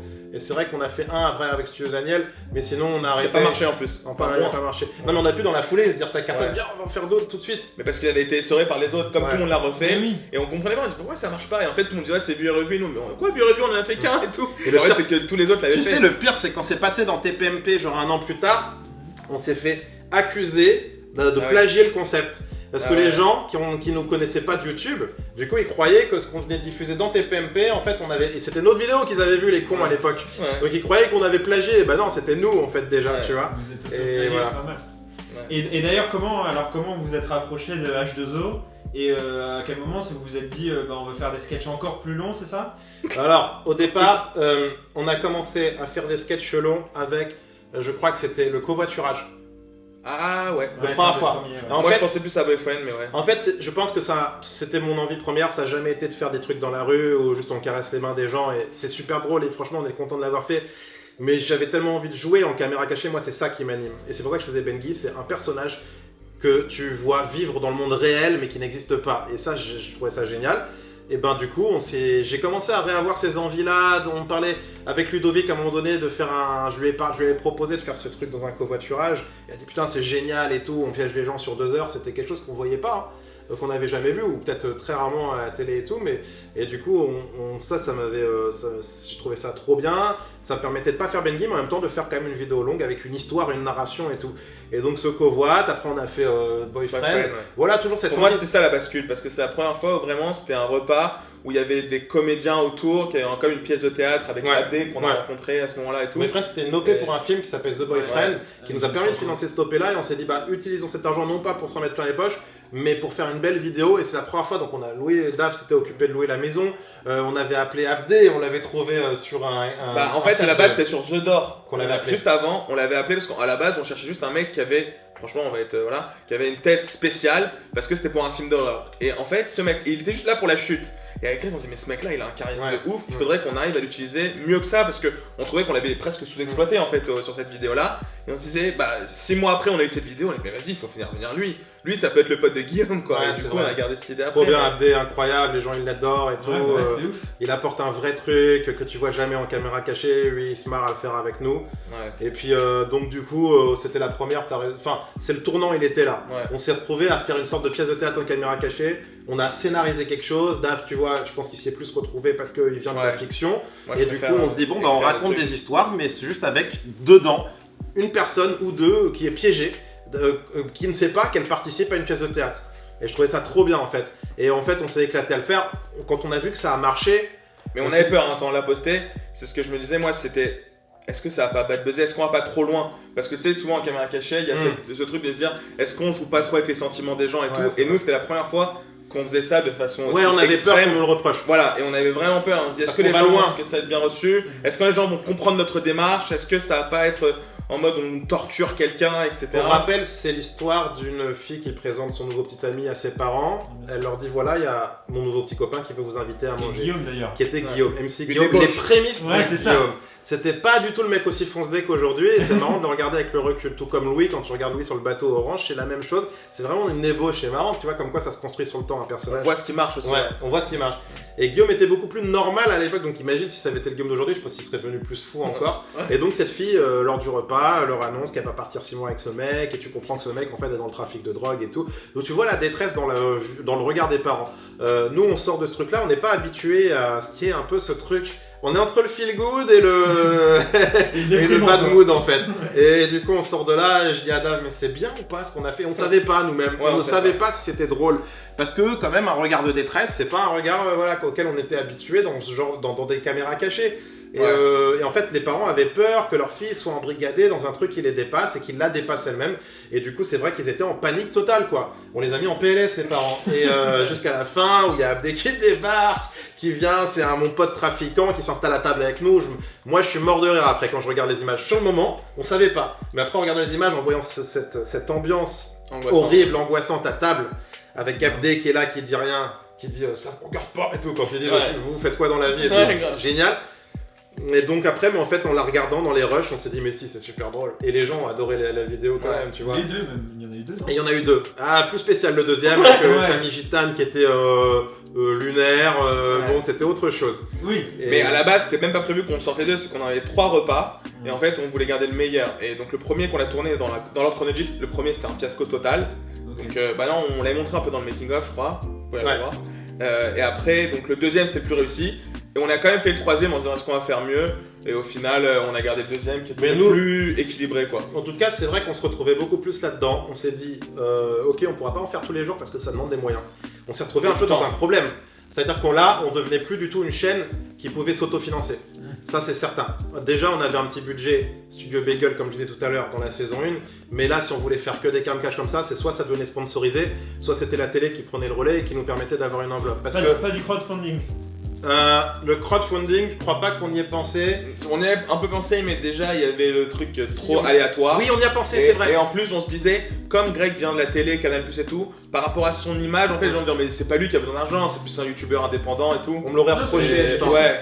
J'avais pas un truc assez débutant ou amateur Ouais. pour que faire ça, les gens ils me l'auraient reproché, ils auraient dit ouais il va se faire de l'argent de poche. Non, on s'est dit, donc c'est pour ça qu'on n'y a pas pensé. On trouvait que c'était pas assez spontané. En plus, on savait que la première saison c'était Canal Plus derrière et tout, on trouvait ça Ouais. un peu bizarre. Non, on disait soit les marques, soit la télé, mais en tout cas ça devenait des trucs, c'était plus que ça qu'on avait envie de faire, je pense à partir de ce moment-là. Et- On s'y retrouve tellement plus, moi en tant que comédien, plus dans la production, Mais dans même l'écriture, dans ouais, l'écriture bien sûr. avec moi. Mais il y avait un autre truc aussi, c'est qu'on disait nos caméras cachées, et la caméra cachée de manière générale, contrairement à d'autres genres sur YouTube qui sont vraiment très axés YouTube et jeunes, il y a un côté familial. Et on peut avoir cette porte d'entrée sur la télé, puisque nos caméras cachées peuvent plaire à quelqu'un de 12 ans comme à quelqu'un de 40 ans. Et c'est pour ça aussi C'est qu'on ça. faisait la télé. Même Parce en qu'on termes disait- de format, je veux dire. En termes de format, la caméra cachée, déjà de base, Ouais, c'est de base. très grand public. Bah, c'est ça. Sauf quand c'est du hard prank, tu vois, où vraiment tu vas faire chier les gens dans la rue d'une manière violente et tout. Sinon, la caméra cachée, c'est un truc, ça a toujours traversé les générations. C'est un truc qui se renouvelle à travers les de tous les temps. Les Enfin, modes. depuis l'existence de la télé, il y a de la caméra cachée, tu vois, depuis, bon, on va pas citer les dinosaures, ça parlera à personne, mais Jacques Roulant, ouais. Jacques Roland, hein, tout ça, non mais il y a eu des grands noms. Et mais ça marche, ça a toujours marché sur tous les publics en fait. On a tous envie de se dire comment j'aurais réagi moi, qu'est-ce que j'aurais fait, qu'est-ce qui se serait passé avec moi. On se projette, tous on se projette. L'identification. L'identification ça marche vachement bien avec la caméra cachée. Et nos caméras cachées, on s'est aperçu que bah, ça plaisait à la mère de famille, comme aux jeunes, comme souvent j'avais des mères de famille qui venaient me voir dans la rue pour me dire le covoiturage extraordinaire, les canulars sur le bon coin, génial, qu'est-ce qu'on a rigolé avec ma fille, avec mon fils, et les enfants qui les faisaient découvrir aux parents. Et du coup on s'est aperçu qu'on se mettait à avoir un cercle beaucoup plus âgé de personnes parce que ça se transmettait d'enfants aux parents. Et on s'est dit mais c'est con, il y avait cette frustration, j'ai toujours aimé YouTube et je trouve que c'est un support qui est formidable.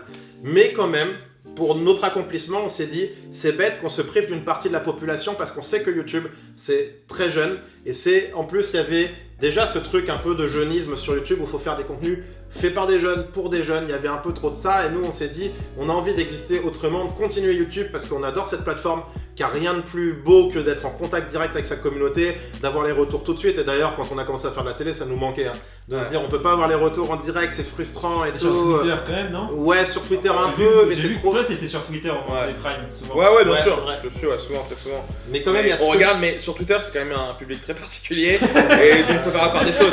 Sur YouTube, c'est quand même plus équilibré, tu vois. Et quand c'est pas bien, on te le dit aussi, hein, Ouais, faut pas le on peut- contraire, mais sur Oui. Twitter, il y a quand même beaucoup plus ce truc de vanne, d'attaque et tout. Donc, c'est bien aussi qu'on ait ça aussi, hein, ces Ouais, retours, c'est mais pas que. possible. Mais on voulait toucher ce public qui étaient nos parents en fait. Et on s'est dit, mais on a envie aussi qu'on puisse voir nos vidéos.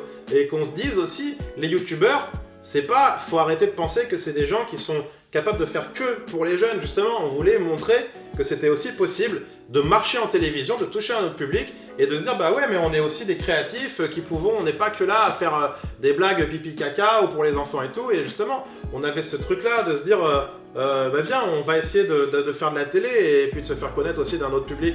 C'est vrai que c'est un peu paradoxal avec l'idée de faire de la caméra cachée. Mais j'avais quand même envie que ça puisse faire rire la famille entière, tu vois. Et que je trouvais que ça méritait ça, cette visibilité-là. Et que ce soit pas connu que des jeunes. Parce que YouTube, c'est quoi qu'on en dise, ça reste un média qui est consommé principalement par des gens qui ont autour de 18 ans, voire moins. J'ai pas les moyens en tête, mais c'est vraiment ça. Et on s'apercevait que tous ceux qui venaient me voir dans la rue et tout, c'était systématiquement des jeunes à l'époque, et c'était normal. Mais ils commençaient à avoir, du coup, comme je disais, ces mamans qui venaient me parler par leurs enfants qui avaient découvert les vidéos et tout. Et du coup, on s'est dit, bah viens, on va proposer, je sais plus comment ça s'est passé, mais on s'est dit, viens, on voulait faire un prime pour la télé. À la base, on voulait juste faire un prime pour C8. Et du coup, on a eu rendez-vous avec le Un best-of. C'était ouais, on voulait faire en fait, pour commencer, on se disait, on peut prendre les meilleures vidéos de notre chaîne et faire un best-of, puisque les personnes plus âgées qui n'ont pas YouTube l'ont pas vu. Donc on pourrait prendre nos meilleures vidéos, parce que la chaîne avait quoi? Elle avait 2-3 ans d'existence à l'époque. Et on se disait, on peut largement faire un 1h30 qui est cool si on prend les meilleures vidéos. On voulait faire quelques inédits. Non, même pas. Je sais même plus. Ah si, il y en avait un. Mais du coup, on est allé chez H2O. Non, à la base, c'était chez C8. On est allé chez C8. Et en fait, ils nous ont dit, voyez avec H2O. C'est vrai, oui. Ouais. Oui. Et en fait, on s'est dit, ok. Voilà. Ça. Oui, en gros, on nous a dit, il faut voir avec H2O. Et parce que ils ont un deal avec C8, donc ils ont des cases et tout ça. Donc on allait voir H2O. Et on a rencontré Lionel Stan, qui est le directeur, maintenant qui est le directeur général d'H2O et qui était le directeur adjoint à l'époque, et qui nous a dit de manière, je pense, très intelligente et pragmatique, ok, c'est super, nous on adore ce que vous faites, on a envie de faire un prime avec vous, mais pour l'instant, il ne faut pas commencer par ça, il faut commencer par TPMP. Et de là, il nous a dit, sinon, vous ferez votre prime et vous allez faire une audience pourrie, et on vous reverra plus à la télé. Parce qu'en fait, au moins c'est clair. Oui, parce que le public télé, vous connaissez pas. Bien sûr, Le public voilà, télé ne connaissait pas. Et du coup, l'idée, c'est qu'il disait, la stratégie, c'est d'installer Greg quelques mois dans TPMP et après on fait le prime. Et du coup, c'est pour ça que c'était à la rentrée 2017, il a intégré TPMP et on a fait le prime en février 2018. Donc le plan s'est déroulé comme ça. C'était un plan. Et il a fait 700 000 vues, 700 000 téléspectateurs. 700 000 téléspectateurs. Et du coup, c'était un bon score pour un mec qui débarquait. 760 000 le premier. Ouais. Et c'est vrai qu'on était trop contents avec un best-of, mais ça prouvait vraiment, on s'est dit, ok, ça confirme ce qu'on pensait. La télé et le web, c'est deux publics totalement différents. C'est-à-dire que ceux qui m'ont vu ce soir-là, alors que nous, dans nos têtes, quand même, ces vidéos avaient grave tourné. On parle quand même du Covoit, de Boyfriend, de Escalator et tout. Non, et ben, le public télé, les 760 000 personnes ce soir-là, alors peut-être qu'il y a une minorité qui avait déjà vu les vidéos sur YouTube, mais ils découvraient. C'est là qu'on s'est dit, c'est vraiment deux publics différents. Ce qui nous avait convaincu aussi, c'était le Whoop qui avait fait un prime juste avant. Et pour nous, enfin ouais, sur internet, MrV, c'est quand même une très grande figure, très connue. Et ça a fait 300 000 ou 400 000. Un prime, alors qu'en plus, eux, ils avaient des guests, ils avaient des Ramsey, des gens comme ça, pour rassurer un peu la ménagère. C'est dur quand t'es pas connu en télé, c'est dur de t'imposer en télé. Ça, c'est sûr. Donc, du coup, on s'est dit, vas-y, TPMP, ok, go. Et surtout, attends, faut dire TPMP, c'était le plus gros show de France. Et ça l'est toujours. Et donc, on s'est dit, bah ouais, moi, je suis content, tu vois. C'est un public, c'est clairement pas le même public que celui qu'on a sur YouTube. On s'est dit, moi, j'étais fier, j'ai toujours voulu faire de la télé depuis que je suis petit parce qu'en fait, aujourd'hui, j'ai la trentaine d'années. Par rapport à mon âge, ça me rappelle. Aujourd'hui, j'ai la trentaine d'années et en fait, je suis un peu dans l'entre-deux de génération. Donc, j'ai connu la télé, j'ai connu Internet. C'est pour ça que j'ai toujours eu un amour pour la télé particulier. Il y a des gens, ils se demandent, ils disent mais pourquoi il fait de la télé et tout. Bah oui, mais parce que pour moi, la télé, c'était aussi un aboutissement. Hein. Et c'était un aboutissement. Il était prêt à tout pour faire de la télé, hein. Tu te rappelles quand tu voulais présenter. Ouais, mais dis pas ça. Non, c'est vrai, vas-y, dis-le. À un moment donné, c'était à l'époque où on était à la cantine de Canal, hein, je crois. Non, c'était à la cantine de Canal. Je dis Dave, mais pourquoi je présenterais pas une émission sur Énergie 12 et je regardais sérieux. Et je sais pas, Cyprien l'a fait. Oui, c'est vrai. Ouais, mais c'était pas la même. Ouais, moi, j'aimais bien l'idée de présenter quelque chose. Après coup, je me suis aperçu que j'étais pas un bon présentateur de toute façon. Mais je disais non. Et du coup, est-ce que vous vous considérez comme youtubeur ou pas? En fait, on est obligé de se dire que on est. Enfin, Dave, après je dis on, c'est surtout moi, parce que Dave n'est pas à l'image. Maintenant, c'est un influenceur Instagram. Ouais, moi je suis Instagrammeur plutôt. Ouais. C'est obligatoire de dire que je suis également youtubeur. Évidemment que moi, comme je l'ai dit, je crois que c'était dans le QG, je dis je suis comédien sur YouTube et à la télé. Parce que je joue, en fait. C'est-à-dire que YouTube, c'est un support. Tu peux être comédien, comme être un mec qui fait du vlog, comme un mec qui fait des expériences scientifiques. Ou comme toi qui fais des analyses, tu vois, je veux dire, il y a plein de variétés de choses qu'on peut faire sur internet. Moi, c'est le mot qui est un peu bâtard en fait, à chaque fois on le dit, mais c'est la vérité, c'est qu'en gros il n'y a pas de téléviseur, tu vois, ça veut rien dire. On peut pas dire que quelqu'un qui fait de la télé, c'est un téléviseur, enfin c'est un téléviseur, c'est un homme de télé. Ouais. Tu vois, tu le présentes pas comme ça. Maintenant, c'est pour ça qu'aujourd'hui on n'aime pas trop ce terme, parce que c'est comme ça que les médias nous définissent, les médias généralisent, quand tu es reçu sur un plateau télé, il y a un truc et les youtubeurs. Mais donc c'est pour ça que je comprends pas, surtout que nous qui faisons majoritairement des programmes d'abord diffusés sur la télé, on continue à dire qu'il est youtubeur. Bon, mais majoritairement diffusé en exclu, je veux dire. D'abord sur la télé, ensuite sur YouTube. Mais après, Mais on n'en a pas honte, enfin. après, nous, on en est a fiers pas d'être honte sur parce YouTube, de ouf. parce qu'on adore ce support-là. Encore une fois, c'est. Et même quand on a commencé à faire la télé, on se dit l'erreur qu'il faut pas faire, ce serait de lâcher YouTube. Ah oui, alors même ça, c'est- peu importe ce qu'on nous propose, on C'est reste super important de le dire. Je me souviens dans le bureau de Lionel Stan et même de C8, j'avais dit une chose, j'avais dit par contre, il faut qu'on diffuse sur YouTube également, avec un intervalle qu'on définira ensemble. Il est hors de question On fera rien. qu'on fera. Et donc je disais, je préfère, et je l'ai dit, j'ai tout le temps dit ça, je préfère faire que du YouTube plutôt que de faire que de la télé. C'est-à-dire que c'était évident que si jamais on faisait de la télé, c'était pour que ce soit en deuxième fenêtre sur YouTube. Ça pouvait pas être sans ça. C'était impossible dans notre tête. YouTube, on peut plus aujourd'hui s'en passer, entre guillemets. C'est un support qui est pour nous vital pour ce qu'on fait. C'est notre catalogue. en C'est fait. notre catalogue, c'est le capital qu'on a développé, qu'on a acquis, on le laissera pas tomber, ça c'est certain. Donc du coup, même parfois, on nous a dit, vous devriez aller voir Netflix, Amazon. Ouais, mais Netflix et Amazon, Ils verrouillent et tout, on peut ils pas. verrouillent, attention, et ce sera peut-être pas possible de mettre ensuite sur YouTube. Et dès lors qu'on nous dit ce sera pas possible de mettre sur YouTube, on n'a même On pas part. envie. Non, mais c'est vrai, On s'en on va. n'a même pas envie. On veut bien être sur Netflix et Amazon, mais si on est aussi sur YouTube, c'est-à-dire que c'est avec YouTube ou rien. En fait, ça prend tellement de temps ce qu'on fait, et c'est tellement très très chronophage qu'on se dit si à la fin c'est pas sur YouTube, bah en fait Greg il n'existe plus au bout d'un moment. Déjà qu'on n'est pas souvent là, alors en plus si on travaille dans l'ombre et que ça passe en 2 Et minutes. puis on s'aperçoit de la puissance de YouTube. Ouais, C'est voilà. tout. Il n'y a rien à dire en fait. Quand on fait. C'est super faire 700 000 téléspectateurs en télé. Vraiment, c'est un très bon score. Pour C8, c'est très bien ce score-là. On est fiers aussi quand même. Et on est fiers de le faire. Et on est fiers de le faire. En plus, ces 700 000 personnes qui sont pas acquises, c'est plus dur de faire de l'audience en télévision. Et à côté de ça, quand on fait 700 000, derrière les diff web, effectivement, on l'a vu, les vues, c'est 10, 15, 20 millions. Donc c'est puissant, c'est génial parce que les gens ils le regardent quand ils veulent, ils le font tourner entre potes et tout. Je trouve que ce serait trop bête aujourd'hui pour nous de ne pas avoir nos contenus diffusés sur YouTube. C'est important d'avoir les retours de la communauté, leurs suggestions, qu'on voit ce qui plaît, ce qui plaît moins, et puis surtout ouais, l'aspect viral quoi, tu vois. Voilà, donc on est youtubeur. Même on se marre bien aussi à avoir les mêmes, les trucs, avoir la qualité des Ouais, gens. mais je suis youtubeur comme je suis téléviseur, ça veut rien Ouais, dire. c'est ça. Mais et comme et le jour où je ferai du cinéma, peut-être qu'on continuera de dire je suis youtubeur. En fait, ça dépend de qui ça vient le mot. C'est Ouais, ça. c'est ça, Si ouais. c'est toi qui me le dis, ça me dérange pas du tout, parce que toi tu l'es et que je le suis, tu vois, c'est normal.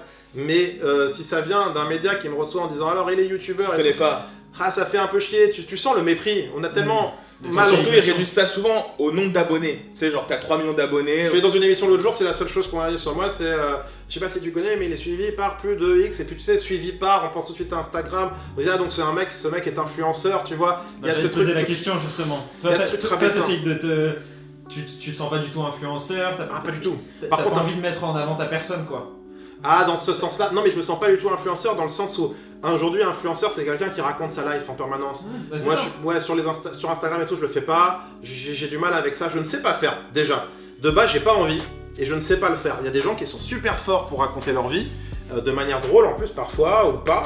Je veux dire, il y a des gens de télé-réalité qui sont super forts pour raconter leur vie. Moi, la télé-réalité, c'est pas du tout mon truc. Moi, j'ai envie de créer des choses, j'ai envie de raconter des histoires, c'est ce qu'on s'attelle à faire toute l'année. Si on sort des vidéos, tu vois, tout à l'heure, je prenais un exemple, j'ai été reçu dans Top Gear, l'émission de voiture, il y a quelques jours. Et avec Dave, je lui disais tout à l'heure, tu vois, il y a des youtubeurs qui en auraient fait une vidéo de ça. Parce qu'en plus, il m'a filmé. Et finalement, est-ce que nous, on l'aurait fait de mettre sur YouTube ce truc-là en mode vlog? Je passe à la télé dans une émission de voiture, comme beaucoup d'autres youtubeurs auraient fait. Et on a réfléchi 2 minutes, on s'est dit, mais non, en fait, c'est pas toi. Toi, je pense que c'est pas grave si t'es là une fois par an ou Je 2 préfère fois qu'on par soit an. pas là que faire ça. Franchement, ça serait rabaisse. Enfin, moi, je sais pas, c'est pas nous. Et il y en a qui le font très bien et qui sont très bons là-dedans. Nous, on regarde même pas ça, mais on sait que ça plaît. Et voilà, il y a aucune connaissance par rapport à ça. Mais si Greg le fait, je pense que ça va transparaître à l'écran que ça lui ressemble pas. Ouais. Et si c'est pour qu'il s'affiche et qu'il soit ridicule, juste parce qu'il faut qu'il soit présent pour faire Je quoi? pense aussi que c'est une question d'âge déjà. Ouais. C'est peut-être. Enfin, ça serait bizarre. On va se dire, c'est quoi ce vieux là qui veut faire des vlogs ou Il y en qui a, veut il y en faire- a. il y en a, mais bon. Donc du coup, non mais c'est un tout, mais c'est pas moi en tout cas. C'est pas moi. Et surtout, on s'est dit, bah non, vaut mieux qu'on soit là 2 fois par an. Tant pis, on revient avec du lourd. Enfin, c'est un peu prétentieux de dire ça, mais en tout cas, des choses qui vont plaire aux gens. Et puis, c'est vaut mieux En être. tout cas, des choses sur lesquelles on a vraiment travaillé, Travaillé, auxquelles on ouais. croit, et on revient sincèrement, pas juste pour faire des vues ou être présent en fait. On pourra jamais faire des choses pas bossées. J'y arrive pas à faire des trucs juste pris sur le vif. On a fait un truc avec Weshden, je suis allé. Ouais, oui, non mais c'est vrai, on C'est est la allé- confrontation des mondes, ça, ouais. C'est la confrontation des mondes. Après, tu vois, Weshden, elle gère de ouf ses réseaux sociaux. Elle y arrive super bien, elle est très spontanée, elle le fait très bien. Mais du coup, c'était fou la différence entre elle et moi. Du coup, on s'est vu c'était pour parler éventuellement d'une collaboration, puis voilà, peut-être faire des trucs ensemble. Et en fait, elle filmait, mais genre tellement spontanément. Et genre moi j'étais en Louis à ce moment-là et j'avais besoin de me préparer. Ouais. En fait j'étais en arrière-plan et je savais même pas qu'il était filmé. Et du coup en fait, Je savais pas que ça allait être diffusé surtout. je savais pas. Lui il pensait que ça allait être monté, enfin voilà. Et elle le filme et je dis ouais, je suis même pas prêt, on me voit un peu comme ça. Et elle l'a posté tout de suite. Et moi j'étais là et je fais bon attends. Et avec Dave, nous c'était la rencontre des deux mondes parce que nous on s'est isolés pour écrire un petit sketch. Ouais. Et donc pendant 1h30 on a brainstormé sur un sketch avant de revenir et dire alors on vous propose de faire ça, voilà le dialogue et tout ça.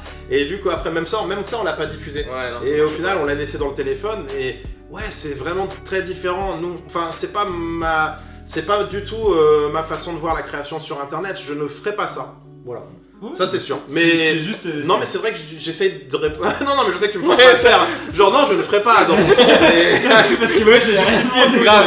Non mais en vrai ce que je veux dire c'est que ouais je pense qu'on le fera jamais d'être en mode influenceur. Mais par contre le terme youtubeur, je te dis ça dépend de qui ça vient. Mais sur les plateaux télé, en général, à part tu vois quand je vais dans TPMP parce qu'ils me connaissent très bien et que je suis un peu aussi issu de là-bas et de YouTube, des deux, tu vois je dirais.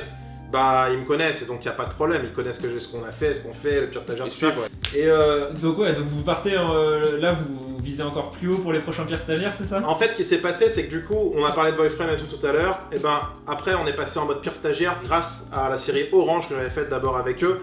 Et c'est eux qui nous ont permis de grave nous professionnaliser aussi. Parce que quand ils ont commencé à faire ça avec des grosses caméras en mode faux reportage et tout, on s'est dit, un jour, je dis à Dave, je me souviens quand on avait lu le script Orange, on s'est dit, bon, ça, au moins, on regrettera pas de mal le mettre sur notre chaîne YouTube. Au départ, c'était pas prévu chez nous. Hein.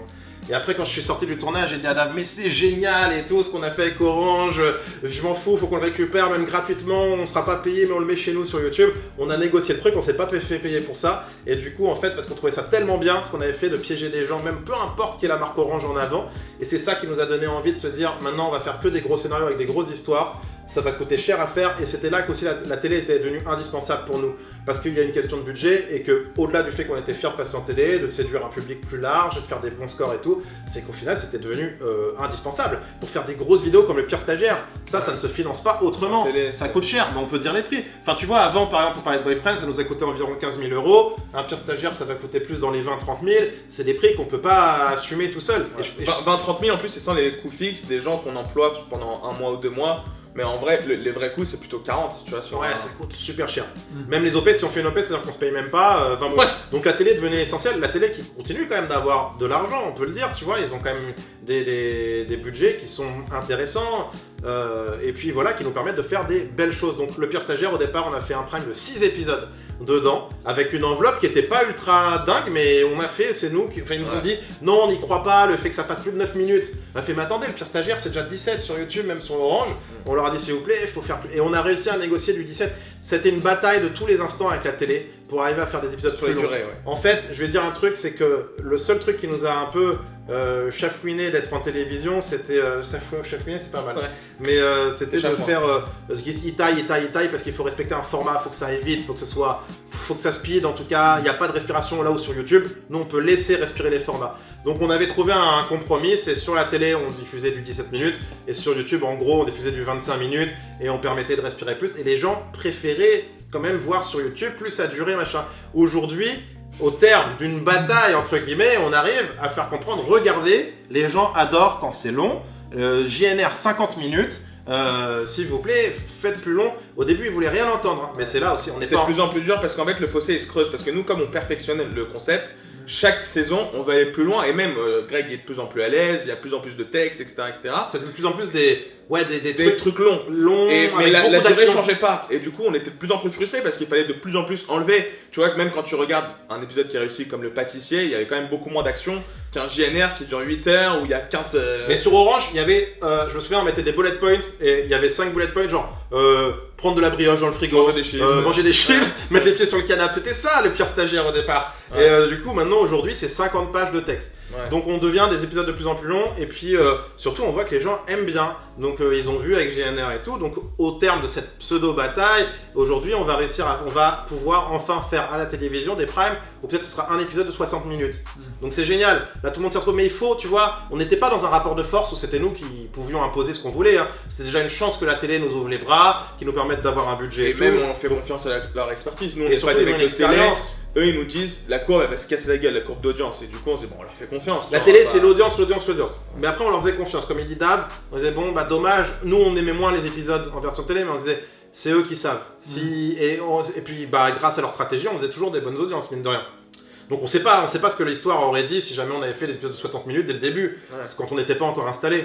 Donc, aujourd'hui, on va enfin pouvoir faire ça. On prépare un épisode, là, je vais te dire, bah, c'est une exclue, mais on a piégé, on a fait le pire gendre numéro 2. On va dire numéro 2, vrai numéro 2, avec Louis Vignac.